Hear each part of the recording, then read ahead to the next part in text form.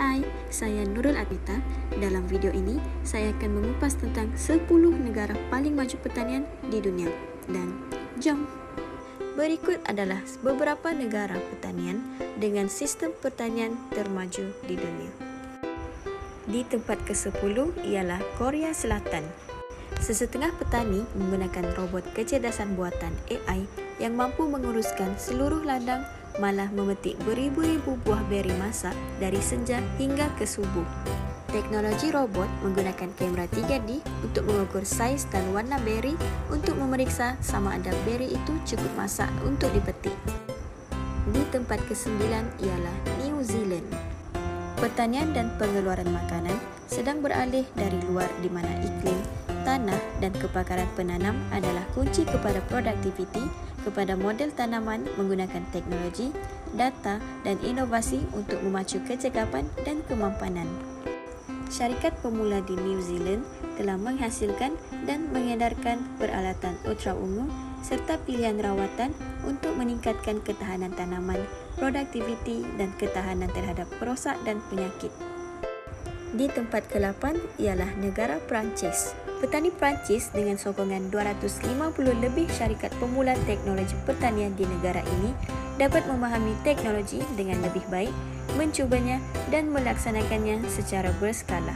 Antara teknologi yang digunakan ialah merumput robotik, automasi pertanian dan pengedaran racun perosak berasaskan drone.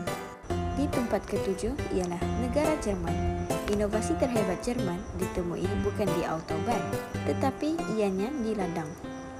Traktor berteknologi tinggi padu sendiri, robot pemerah susu dan mesin penyusuan sudah menjadi peralatan standard bagi kebanyakan petani.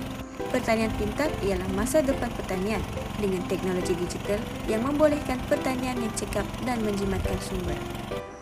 Di tempat ke-6 ialah negara Kanada. Kerajaan Kanada mengiktiraf kepentingan inovasi pertanian kerana ia membantu menyokong kemampanan dan memastikan sektor ini berdaya saing dan berada pada kedudukan yang baik untuk masa depan. Ketika dunia bergerak ke masa depan digital, sektor pertanian menggunakan teknologi digital yang disokong oleh rangkaian termaju telah mengubah ladang di seluruh Kanada. Inovasi pertanian pintar yang dibangunkan di Kanada membantu memenuhi permintaan yang semakin meningkat untuk makanan segar, berkualiti tinggi dan mampan. Menurut Institut Pertanian Kanada, lebih 100,000 ladang sudah menggunakan teknologi digital untuk meningkatkan operasi. Di tempat kelima ialah negara China. Pertanian China telah memasuki tahap pembangunan pesat sejak reformasi di luar bandar pada tahun 1978.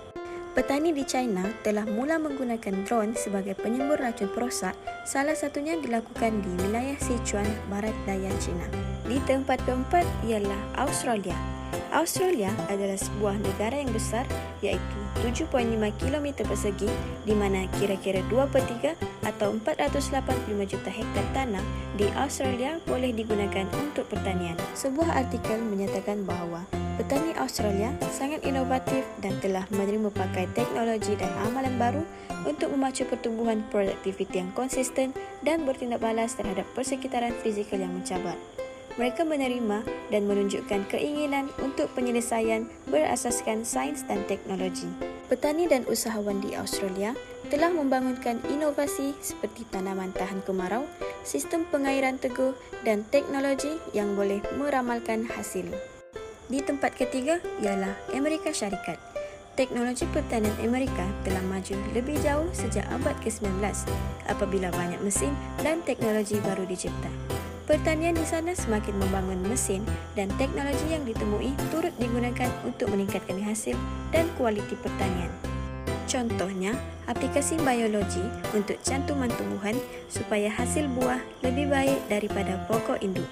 Di tempat kedua ialah negara Belanda.